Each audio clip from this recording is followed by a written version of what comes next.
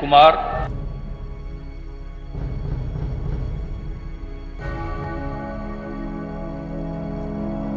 बिहार राज्य के मुख्यमंत्री के रूप में पूरे बिहार को सक्षम बनाना चाहते हैं।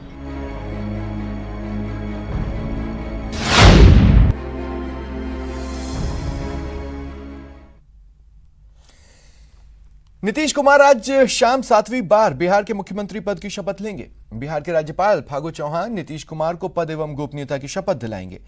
डिप्टी सीएम पद के लिए बीजेपी की ओर से बीजेपी विधायक दल के नेता तारकिशोर प्रसाद और उपनेता मंजू देवी का नाम कंफर्म हो गया है।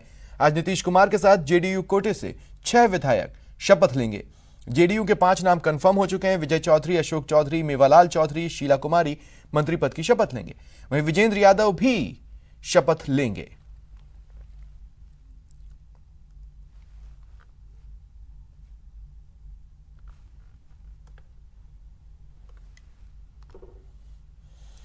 और बीजेपी विधानमंडल दल के नेता तारकिशोर प्रसाद बिहार के अगले उप मुख्यमंत्री होंगे। इस बात की पुष्टि उन्होंने खुद न्यूज 18 से एक्सक्लूसिव बातचीत में की। उन्होंने कहा आज शपथ लेने के बाद बिहार को आगे बढ़ाने की दिशा में वो काम करेंगे।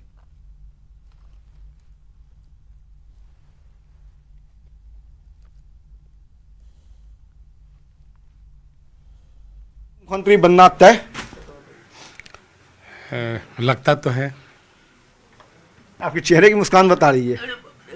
नहीं, चलिए जो दायित्व मिलेगा उसका निर्वहन करेंगे। कहा तो यही जा रहा है कि उप मुख्यमंत्री के नाम पे मोहर लग गई है। क्या प्राथमिकता होगी उप मुख्यमंत्री के तौर पे? देखिए, हम लोग को एनडीए की सरकार कैसे बेहतर ढंग से चले और उसमें उप मुख्यमंत्री के रूप में और भारतीय जनता पार्टी के विधायक दल के नेता के रूप में जो हमारी जिम्मेदारियां हैं उन जिम्मेदारियों का निर्वहन करेंगे। और बीजेपी विधानमंडल की उपनेता रेणु देवी डिप्टी सीएम पद की शपथ लेंगी। उन्होंने बताया उन्हें मुख्यमंत्री नीतीश कुमार और राज्यपाल की तरफ से फोन कर सूचना दी गई है। उन्होंने महिलाओं के विकास पर ज्यादा ध्यान देने की बात कही। रेणु देवी से बात की न्यूज 18 संवाददाता रवि एस नारायण ने। बिहार के नए मंत्रिमंडल के गठन में 2 उप मुख्यमंत्री का होना तय हो गया है, जिसमें से एक रेणु देवी हैं जो अभी हमारे साथ हैं। और ये देखिए यहाँ पे पूजा चल रही है और पूजा पे बैठे हुए हैं। भैया दूज की पूजा है और यहाँ पे ग्रामीणों के साथ यहाँ पे पूजा कर रही हैं। एक तो आपको सबसे पहले बहुत बहुत बधाई डिप्टी सीएम होने के लिए। मैं सभी पहले भाइयों को बधाई देती हूँ और सभी अपने नेतृत्व को बधाई देती हूँ। ये कब पता चला कि आप डिप्टी सीएम हो रही हैं? वो तो पता नहीं, आप ही लोग बता रहे थे। मैं सोच रही थी कि मैं डिप्टी सीएम हो रही हूँ, लेकिन जब सूचना मिली है तो मुझे लगा कि आज मुख्यमंत्री जी का फोन आया, उन्होंने बधाई दी है। शाम को शपथ ग्रहण के लिए उन्होंने कहा है, तो और गवर्नर साहब का भी फोन आया था, इसलिए अब अस्वस्थ हूँ। इस बार जो है जब आप उप मुख्यमंत्री का पद संभालेंगी, उसके बाद आपके लिए क्या प्राथमिकताएं होंगी शुरू दिन से? देखिए, हमारे शुरू दिन से है कि हमारे महिलाओं ने जो विश्वास किया है एनडीए के ऊपर, एनडीए सरकार में उन्होंने अपने आप को सुरक्षित महसूस किया है, बच्चों का विकास का महसूस किया है। हमारे पंडित दीनदयाल जी ने कहा था कि जिसके पैर में बेवाए फटे, उसका दर्द अगर कोई महसूस करता है तो वही सच्चा सेवक हो सकता है। और सच्चा सेवक के नाते ये एनडीए सरकार आज अगर काम कर रही है तो महिलाओं का आज देख लीजिए, चाहे गैस चूल्हा हो, चाहे उसके विकास का कार्य हो, चाहे हमारी जीविका दीदी ने अपने आत्मनिर्भर बनने का, जो हम आत्मनिर्भर बनने का हमने सपना देखा है, वो आत्मनिर्भर बन रही हैं। और इस तरह से हमारे बहनों को जो विकास हो रहा है, उस विकास को और भी हम लोग 4 चांद लगाने का काम करेंगे। यही हमारी प्राथमिकता है। तो महिलाओं के विकास को और आगे बढ़ाएंगे। और जैसा प्रधानमंत्री ने भी कहा था कि महिलाओं की जो भूमिका है, उनका जो वोट है, जिनके कारण इतनी बड़ी जीत हुई, और यही कारण है कि एक महिला को उप मुख्यमंत्री बनाया जा रहा है। और आने वाले दिनों में चुनौतियां भले ही ज्यादा हो, लेकिन उसे बखूबी निभाने की बात रेणु देवी कर रही है। कैमरा पर्सन अजय दुबे के साथ रवि एस नारायण, न्यूज 18 पटना। और आरजेडी नेता तेजस्वी यादव शपथ ग्रहण समारोह में भाग नहीं लेंगे। उन्होंने 10 नवंबर को हुई मतगणना में धांधली का आरोप लगाया।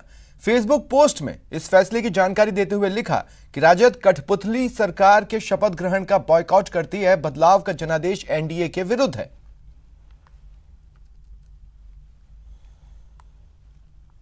बढ़ते आगे, प्रधानमंत्री मोदी ने आज 151 इंच ऊंची स्टैच्यू ऑफ पीस का अनावरण किया। इसका वजन 1300 किलो है।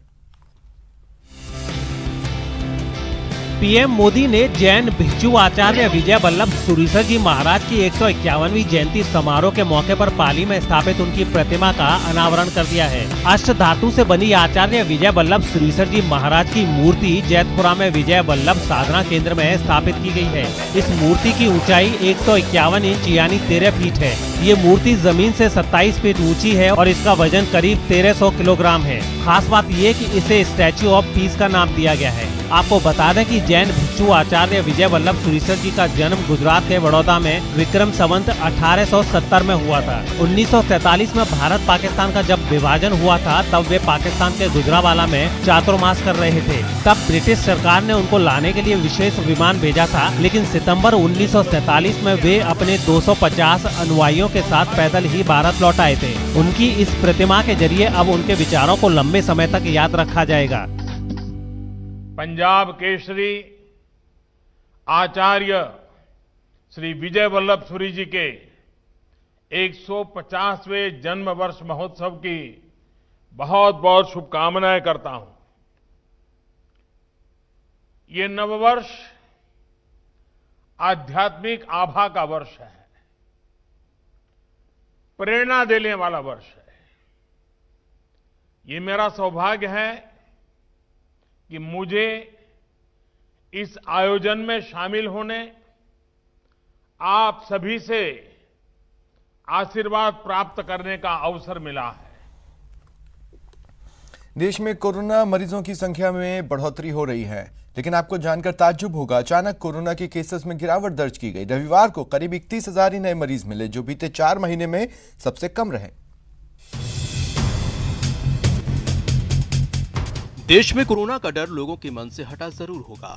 कोरोना के एक्टिव केस भी लगातार कम होते जा रहे हैं, लेकिन हकीकत पर गौर फरमाएं तो देश में जानलेवा वायरस गया नहीं है, बल्कि ये अपने पांव पसार ही रहा है।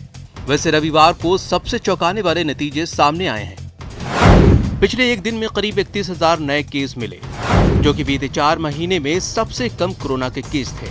वहीं बीते 24 घंटे में 44,000 से ज्यादा मरीज ठीक हो गए।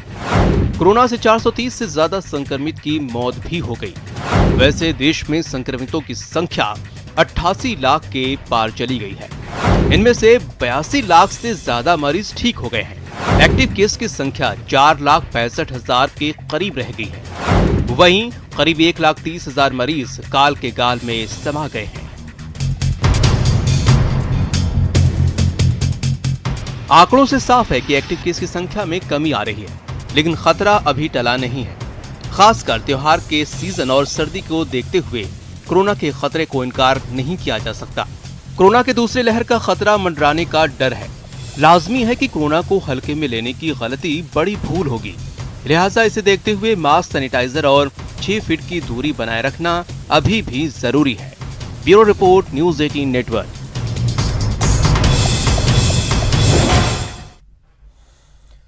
कोरोना काल में कई महीनों के बाद श्रद्धालुओं के लिए कई बड़े मंदिर आज से खुल गए। हालांकि इन सभी मंदिरों में कोरोना गाइडलाइंस का पालन करते हुए ही दर्शन हो रहे हैं।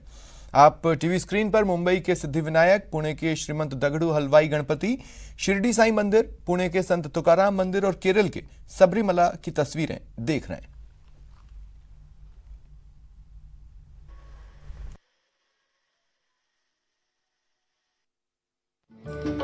श्रद्धालुओं के लिए केरल के सबरीमाला में भगवान अयप्पा मंदिर के द्वार खोल दिए गए हैं। भगवान अयप्पा मंदिर के द्वार 2 महीने के लिए मंडला मकरविल्लाकू तीर्थ सत्र के लिए खोले गए हैं।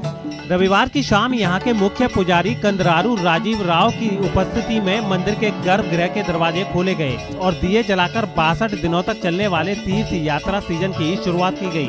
कोरोना की वजह से इस बार भगवान अयप्पा के दर्शन के लिए सख्त नियम बनाए गए हैं। आपको बता दें कि इस बार रोजाना सिर्फ 1000 तीर्थ यात्रियों को ही मंदिर में प्रवेश करने की अनुमति दी जाएगी। मंदिर का प्रबंधन संभालने वाले त्रावणकोर देवसोम बोर्ड ने कहा है कि इस तीर्थ सत्र में लगभग 85,000 श्रद्धालु ही दर्शन कर सकेंगे। साथ ही तीर्थ यात्री मंदिर के लिए केवल स्वामी अय्यप्पन मार्ग से जा सकते हैं। इतना ही नहीं, इस बार श्रद्धालुओं को मंदिर में ठहरने की अनुमति नहीं दी जाएगी। भक्तों को दर्शन के लिए डिजिटल तरीके से ही रिजर्वेशन कराना होगा और कोरोना गाइडलाइंस के तहत सिर्फ 10 से 60 साल के बीच की उम्र के ही लोग यहां दर्शन कर पाएंगे।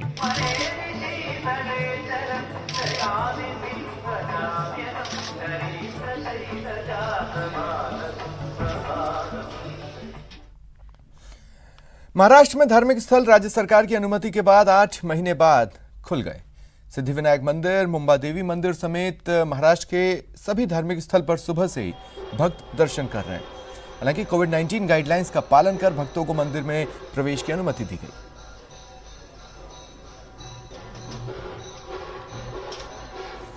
और प्रसिद्ध सिद्धिविनायक मंदिर में भक्तों की भीड़ देखी गई। काफी संख्या में लोगों ने बप्पा के दर्शन किए। करीब 8 महीने बाद सिद्धिविनायक मंदिर खोला गया।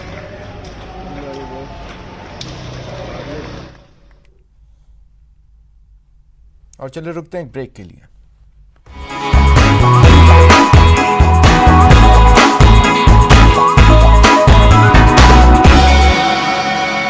तो आपने लॉकडाउन के दौरान देखा कि हम क्या कर रहे हैं। कोरोना काल में लोग एक दूसरे को समझा रहे हैं।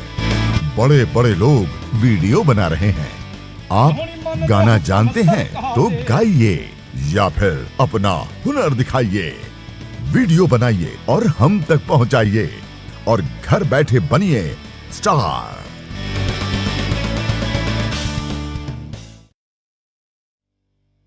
न्यूज 18 इंडिया आपका पसंदीदा नेशनल न्यूज चैनल उपलब्ध है डिश टीवी के चैनल नंबर 663 और D2H के चैनल नंबर 306 पर। कोरोना की हर खबर देखते रहिए न्यूज 18 इंडिया पर। अहम है विचार सरकार के फैसलों पर। लोगों का रेजिस्टेंस सड़कों पर। जरूरी है खरी बात हर किसी की भागीदारी पर। और सवाल उठाने से ही मिल पाएगा जवाब। उनकी चिंताएं किस तरह की। आप कोरोना से लड़िए। आपके लिए हम करेंगे कोरोना पर हर एक सवाल। प्राइम डिबेट सिर्फ न्यूज 18 राजस्थान पर। सवाल सारे, मुद्दे तमाम, माइक पर सरे आम, होकर ऑटो पे सवार। जब पूछेगा रिपोर्टर आपके क्षेत्र के हर मसले का जवाब मिलेगा बिल्कुल नए अंदाज में। जब आएगा ऑटो में रिपोर्टर, रोज रात 8:26 पर सिर्फ न्यूज 18 राजस्थान पर। जरूरी है कोरोना की हर एक खबर। जरूरी सरकार के फैसलों का असर। सियासत की चाल और इकोनॉमी का हाल जानना जरूरी। बाजार से एग्रीकल्चर और रोजगार की खबर भी जरूरी।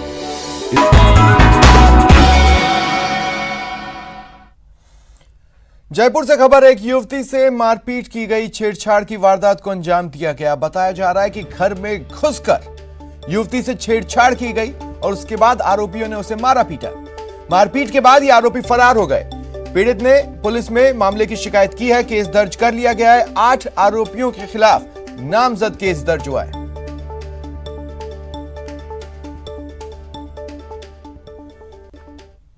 यूडीएच मंत्री शांति धारीवाल के ड्रीम प्रोजेक्ट न सिर्फ कोचिंग सिटी कोटा को नई पहचान दिलाएंगे, बल्कि रोजगार के भी बड़े अवसर कोटा में युवाओं को जल्द मिलने लगेंगे।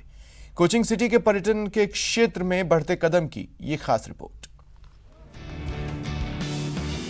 नगरीय विकास मंत्री शांति धारीवाल ने कोटा में चल रहे विकास कार्यों का जायजा लिया। इस दौरान मंत्री शांति धारीवाल ने परकोटा क्षेत्र का दौरा किया और लोगों से बात कर सरकारी योजनाओं की जानकारी ली। साथ ही उन्होंने यहां के लोगों से बात कर उनकी समस्याएं सुनी और उन समस्याओं का हल करने का भरोसा भी दिलाया। नगर निगम चुनाव के बाद ये पहला मौका था जब नगरीय विकास मंत्री शांति धारीवाल कोटा में परकोटा इलाके में दौरे पर निकले थे। उनके इस दौरे से अब लोगों को उम्मीद जगी है कि यहाँ की समस्याओं का समाधान जल्द निकलेगा।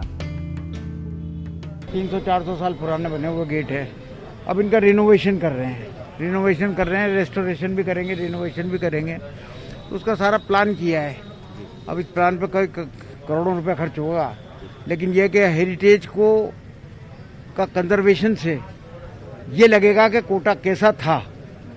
वो जो कोटा ओरिजिनल बना, कोटा शहर जब ओरिजिनल बना, जब बनाया गया इनके शासकों के द्वारा, तो वो ओरिजिनलिटी लाना चाहते हैं यहाँ पर। हैदराबाद में एक शख्स पिछले 10 साल से लोगों को मुफ्त में खाना खिलाता आ रहा है। इसके पीछे इसका मानना है कि भूख का कोई मजहब नहीं होता, भूखों को भरपेट भोजन देना ही सबसे बड़ी इबादत है। तस्वीर देखकर आप समझ गए होंगे कि खाना पकाया जा रहा है, लेकिन सवाल है कि किसके लिए बनाया जा रहा है। तो आपको साफ कर दूं, ये किसी पार्टी, समारोह या खास कार्यक्रम के लिए नहीं बन रहा, बल्कि यहाँ रोज इसी तरह खाना बनता है। दरअसल भोजन उन गरीब बेघर मजदूरों को दिया जाता है जो अपनी मुफलसी भरी जिंदगी में एक वक्त की रोटी जुटा पाने में भी असमर्थ हैं। भूखों को पेट भरने का नेक काम आसिफ हुसैन कर रहे हैं। उनकी नजर में भूख का कोई मजहब नहीं होता है। भूख का कोई मजहब नहीं है, भूख हर किसी को लगती है। लोग परेशान है, रोडों पे सोते हुए हमने कई देखा है, गार्बेज में खाते हुए लोगों को देखा है। तो इसीलिए हम चाह रहे हैं कि अब मुख्तलिफ इलाकों में, मुख्तलिफ स्टेट के पैन तेलंगाना में हम जो है सो मुख्तलिफ किचन स्टार्ट करें और इसके तहत एजुकेशन पे भी हम ज़्यादा फोकस करने वाले हैं। पिता और बेटी के असमय निधन के बाद आसिफ को तोड़ के रख दिया था। इसके बाद उनका मन बदला और भूखों को खाना खिलाने का फैसला लिया। एक फाउंडेशन स्टार्ट किया मेरी बेटी की याद में और मेरे वालिद की याद में। दोनों का इंतकाल हो गया था। उसके बाद जो है सो खाने का तो काम हम पहले से ही करते थे, बट रेगुलर बेसिस पे 365 डेज ए ईयर हर दिन जो है सो खाने का खिदमत पिछले 10 साल से शुरू हुआ। देखो ये टाइम नमाज के बाद आके खाना लेके जा रहे, 5-6 साल से तो लेके जा रहे। क्या रहता खाने के लिए? जो जुम्मा चिकन का सालन खाना रहता, अब रोज दाल खाना खिलाते। आसिफ को खुशी है कि जो काम एक दशक पहले अकेले शुरू किया था, आज उसका कारवां सज गया है। आज वो अकेले नहीं बल्कि उनके संगठन में कई लोग शामिल हो गए हैं। लेकिन उन्हें अपनी कामयाबी का एहसास तब होगा जब इस देश और दुनिया से भूख मिट जाएगी। Bureau report, news 18 network.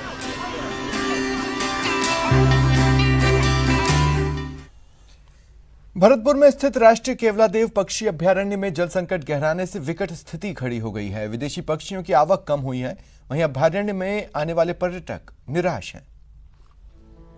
Keoladeo पक्षी अभयारण्य की कहानी।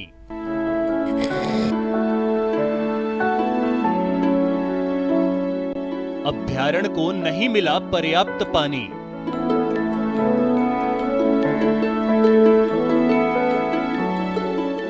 जल संकट की स्थिति हुई विकट।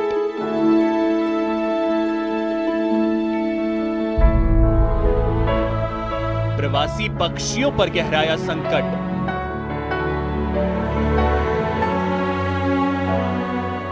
जी हां, प्रवासी पक्षियों से गुलजार रहने वाले केवलादेव अभयारण्य की स्थिति इन दिनों नाजुक है। पानी की कमी से जूझ रहे अभयारण्य में प्रवासी पक्षियों का आना बंद है। प्राकृतिक सौंदर्य से गुलजार अभयारण्य इन दिनों जल संकट से दो-चार हो रहा है, जिसकी वजह से पर्यटकों का आना बंद है।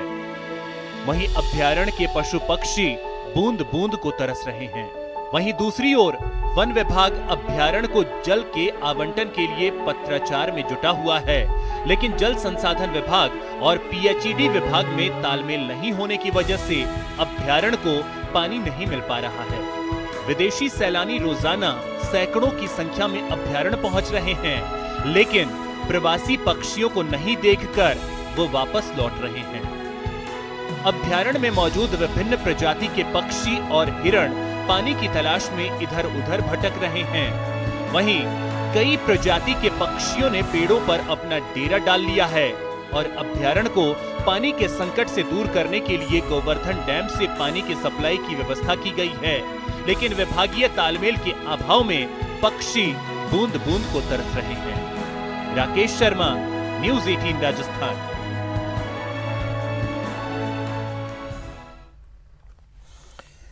उत्तर भारत के पहाड़ी राज्यों में बर्फबारी लगातार जारी है। चलिए कुछ तस्वीरें देखिए। 5 तस्वीरें रुद्रप्रयाग, शिमला, बद्रीनाथ, जम्मू और केदारनाथ की।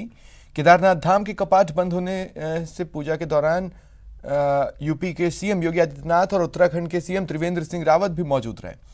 बर्फबारी से पहाड़ी इलाकों के साथ उत्तर भारत के मैदानी राज्यों में ठंड बढ़ गई है, लेकिन स्नोफॉल से सैलानी बहुत खुश हैं।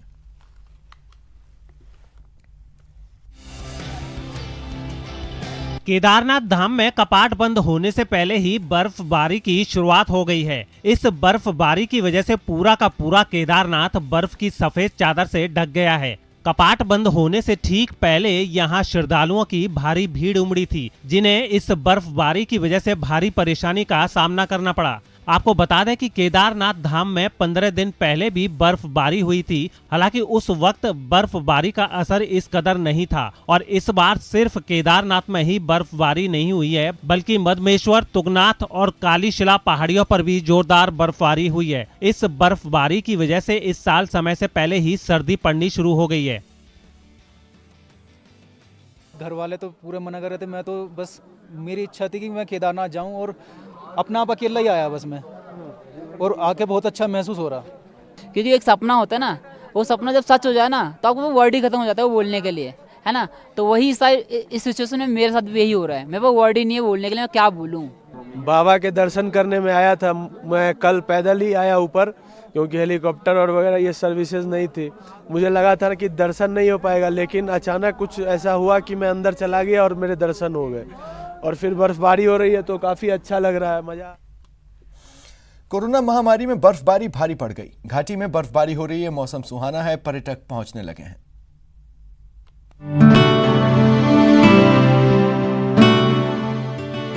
क्योंकि चारों तरफ बर्फ की सफेद चादर बिछ गई, लोगों के मकान, सड़कें, पहाड़ और यहाँ तक कि पेड़ पौधे भी बर्फ से लद गए। सड़कों पर तो बर्फ की इतनी मोटी परत बिछ गई कि लोग अपने घरों में कैद होने को मजबूर हो गए।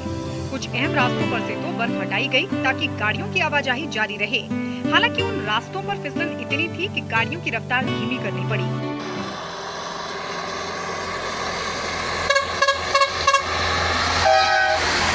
इन जगहों पर बड़ी संख्या में सैलानियों के आने की उम्मीद से पर्यटन कारोबारी काफी खुश हो गए। जो सैलानी पहले से वहां पहुंच चुके थे, उन्होंने इस बर्फबारी में जमकर मस्ती की।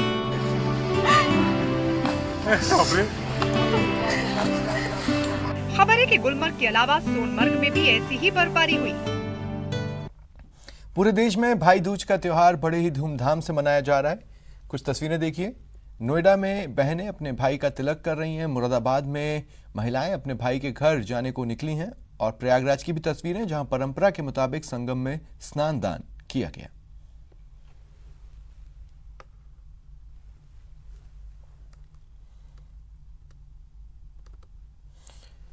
फिलहाल इतना ही। नमस्कार।